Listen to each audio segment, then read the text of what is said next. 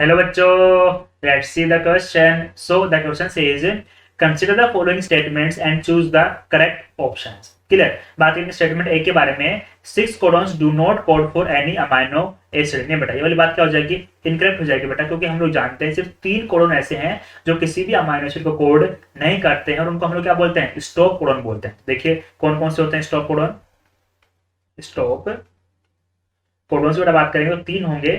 पहला होगा हमारे पास में यू ए, दूसरा होगा बेटा हमारे पास में यू ए जी, और तीसरा बेटा हमारे पास में होगा U G A. Clear. So statement A is incorrect. Now B की बात करेंगे. Codons codon is read in mRNA in a continuous fashion. तो बेटा बिल्कुल सी बात है कि जितने भी कोडॉन्स एमआरएनए पे होते हैं बेटा, हम लोग उसको कंटिन्यूअस मैनर में रीड करते हैं. ना ही किसी नाइट्रोजन बेस को बीच में छोड़ते हैं, ना ही किसी नाइट्रोजन बेस को ओवरलैप करते हैं. 3 नाइट्रोजन बेस के ग्रुप बना करके कोडॉन के रूप में को रीड करते हुए चलते हैं. So statement B is correct. C की बात करूंगा. 3 codons function as stop codon. बिल्कुल सी बात है बेटा, अभी हमने देखा कि 3 कोडॉन क्या होते हैं? स्टॉप कोडॉन के रूप में काम करेंगे, और कौन कौन से होंगे ये भी हमने देखा. तो सी भी क्या हो गया? करेक्ट हो गया.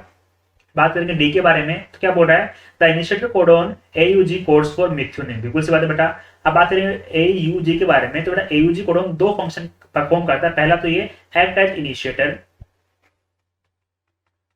ये तो बेटा ये इनिशिएटर कोडॉन की तरह काम करता है. साथ में बेटा ये मिथ्योनिन अमाइनो एसिड को भी कोड करता है.